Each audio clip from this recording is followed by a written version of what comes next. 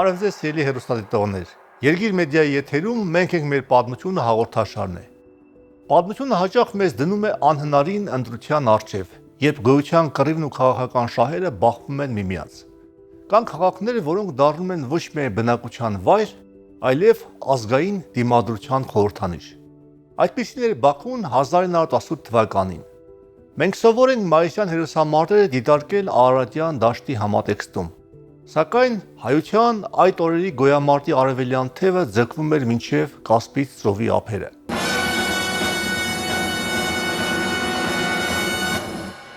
Այսօր խոսենք մի դրվագի մասին, որտեղ հայ զինվորի տոկունությունը փրկեց ոչ միայն տասնյակ հազարավոր կյանքեր, այլև թանկ ժամանակ շահեցինք նորածին Հայաստանի Հանրապետության համար։ 1918 թվականի գարունն ու ամառը Անդրկովկասի համար վճռորոշ էին։ Սարդարաբադում եւ Բաշապարանում հայ ժողովուրդը կարողացավ կասեցնել թուրքական ներխուժումը Արարատյան դաշտ, որի արդյունքում հռչակվեց Հայաստանի Հանրապետությունը։ Սակայն Հայաստանի հյուսիսով թուրքական Կովկասյան իսլամական բանակը ձգտում էր հասնել դեպի Բաքվի նավթահորերը։ Նրանց ճանապարհին կանգնած էր ոչ թե կանոնավոր պետական բանակ, այլ մի բարդ ու հակասական ուժ՝ Բաքվի կոմունայի եւ Հայոց ազգային խորհրդի միասնական դիմադրությունը։ Սա մի պատմություն է այն մասին, թե ինչպես են գաղափարական հակառակորդները, բոլշևիկները եւ դաշնակցականները միավորվում ընդդեմ ընդհանուր ցեղասպան թշնամու։ Բաքվի ճակատամարտը նաև երկու խոշոր անհատների՝ Ստեփան Շահումյանի եւ Ռոստոմի քաղաքական ու մարդկային հանդիպման վայրն էր։ Մի կողմից Ստեփան Շահումյանը, որ իր հավատամքով բոլշևիկ էր եւ Մոսկվայի ներկայացուցիչ Կովկասում, բայց իր էությամբ ու գործով չէր կարող անտեսել հայության ֆիզիկական բնաջնջման վտանգը։ Մյուս կողմից Ռոստոմը, հայ հեղափոխական դաշնակցության հիմնադիրներից մեկը, Պողպատյա կամքի տեր մի գործիչ, ով եկել էր Բաքու կազմակերպելու հայության վերջին դիմադրությունը այստեղ։ Երկու հակադիր բևեռները Բաքվում գտան մի ընդհանուր հայտարար՝ գոյատևումը։ Բաքվի ինքնապաշտպանությունը լոկ տեղային մարդ չէր, այն տարածաշրջանային մեծ խճանկարի մի մասն էր։ Դեռևս 1918 թվականի հունվարին ռուսական բանակի հեռացումը վերածվեց արյունալի սպանդի։ Շամքորում, որտեղ կովկասյան թուրքերը զինաթափեցին ռուսներին, ձեռք բերելով հսկայական զինանոց, ազդանշան եղավ հայության համար, որ պետք է զինվել եւ պատրաստվել ինքնապաշտպանության։ Ռուսական բանակի հեռացումից հետո Բաքվում ձևավորվեցին հայկական ինքնապաշտպանական ջոկատներ։ Երբ քաղաքում տիրում էր քաոս, Բաքվի դաշնակցական կազմակերպությունը եւ անձամբ Ռոստոմը դարձան այն առանցքը, որի շուրջ հավաքվեցին ինքնապաշտպանական ուժերը։ Ռոստոմը ոչ միայն քաղաքական ղեկավար էր, այլև մարտական ոգի նշնչող։ Հենց նրա ջանքերով Բաքվի հայոց ազգային խորհուրդը վերածվեց ռազմական շտաբի։ Ռոստոմը հասկանում էր, որ եթե ընկնի Բաքուն, թուրքական հորդաները կհեղեղեն արևելյան Հայաստանը։ Նա գիշեր ու զոր քաղաքի դիրքերում էր, անձամբ հետևելով ամրությունների կառուցմանը։ Բաքվում կուտակվել էին հազարավոր հայ զինվորներ, որոնք առաջին համաշխարհային պատերազմից Ռուսաստանի դուրս գալուց հետո վերադառնում են եվրոպական ճակատներից եւ ճանապարհների փակ լինելու պատճառով չէին կարող հասնել տուն, արևելյան Հայաստան։ Բաքվում ստեղծվեց հայկական կորպուսի բակարծիչ մաս, համազգաստ Ձրվանցյանցի 3000-անոց գունդը եւ կամավորական այլ ջոկատներ։ 1918 թվականի մարտին կանխվեց մուսավաթականների առաջին հարձակումը, ինչը Բաքուն ժամանակավորապես պահեց հայ-ռուսական վերահսկողության տակ։ 1918 թվականի ապրիլին ձևավորվեց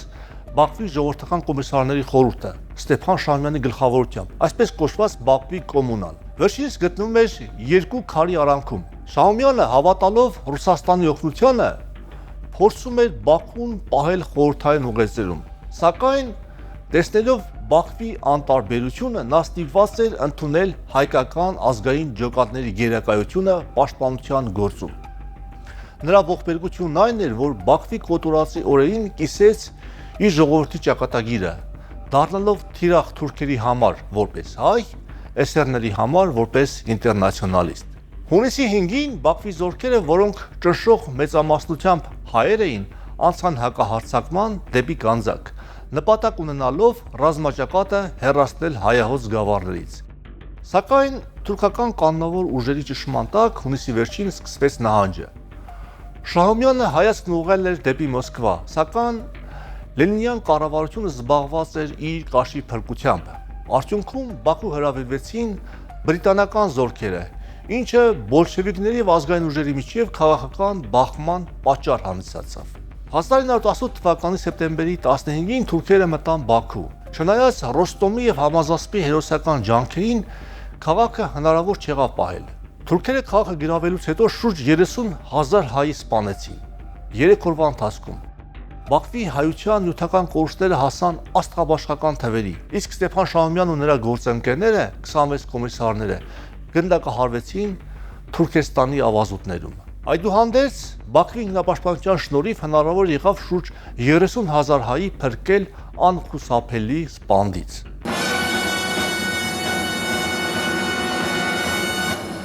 Բաքվի 1918 թվականի իրադարձությունները մեզ տալիս են մի քանի դառը, բայց կենսական դաս։ Առաջին դասը Բաքվի երկարատև ինքնապաշտպանությունը կաշկանդեց թուրքական զգալի ուժերի։ Եթե չլիներ Բաքվի դիմադրությունը, թուրքական բանակը շատ ավելի մեծ ուժերով կհարձակվեր նորածին Հայաստանի Հանրապետության վրա։ Բաքվի հայերի զոհողությունը Երևանի փրկության գրավականներից մեկն էր։ Երկրորդ դասը թե ռուսական բոլշևիկյան օգնության ուշացումը, թե բրիտանական փոքրաթիվ զորախմբի անարդյունավետությունը սովորեցնում են, որ օրոսական պահին օտարերկրության վրա հիմնվելը կարող է կործանարար լինել։ Շատ դաժան կարող է լինել քաղաքական պատրանքների գինը, երբ հույսը դնում ես արտաքին ուժի վրա, որն այդ պահին այլ շահեր ունի։ Ինքնապաշտպանությունը պետք է լինի սեփական ուժերի վրա հենված։ Երրորդ դասը Բաքվում հայկական տարբեր քաղաքական հոսանքներ կարողացան միավորվել զենքի շուրջ։ Սա ապացույցն է այն բանի, որ ազգային վտանգի պահին գաղափարական տարաձայնությունները պետք է զիջեն պետական եւ ազգային շահերին։ Չորրորդ դասը Ռոստոմի օրինակը մեզ սովորեցնում է, որ ճակատագրական պահերին անհատի կամքը կարող է փրկել պատմության ընթացքը։ Ռոստոմը ցույց տվեց, թե ինչպես կարելի է անհուսալի թվացող իրավիճակում կազմակերպել ժողովրդին։ 5-րդ դասը Բաքվի կոտորածը 1915 թվականի մեծ եղանի շարունակությունն էր արևելքում։ Այն մեզ հիշեցնում է, որ պանթուրքիզմի նպատակները չեն փոխվել եւ միայն ամուր պաշտպանական համակարգը կարող է կանխել նոր ողբերգությունները։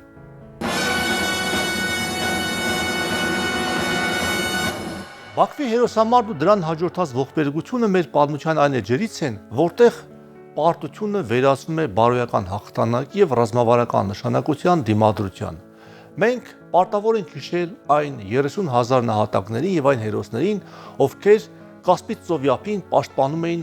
հայկականության իրենց բաժինը, որը նաեւ ընդհանուր էր։ Այսօր մենք պետք է վերաիմաստավորենք Բաքվի դասերը, որպեսզի հասկանանք, խաղաղությունը պայմանագիր չէ, այն ուժ է, կամք է եւ պատմության սխալները չկրկնելու կարողություն։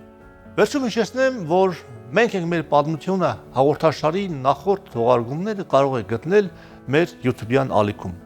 Շնորհակալություն ուշադրության համար։ Պահպանենք մեր պատմությունը, որպեսզի այն պահպանի մեզ։ Մնացեք խաղաղությամբ։